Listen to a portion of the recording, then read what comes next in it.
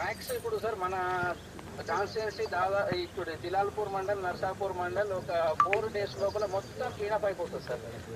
కానీ అది కంప్లీట్ చేయడం ఒకటైతే, రెండోది అది ఓవర్ డిడక్షన్ ఏది ఉందో అది దాన్ని కంట్రోల్ చేయండి. సార్ నేను కంట్రోల్ చేస్తాను సార్. నాకు రీసెంట్గా వచ్చాను సార్. Okay okay. సారంగపూర్ కూడా ఒకసారి చూడండి. ఎందుకు అవును చూడండి, ఏదున్నా కూడా అట్లీస్ట్ అక్కడ డంప్ అయిందైతే ముందు లిఫ్ట్ చేస్తే తర్వాత సంగతి తర్వాత. ఫైన్.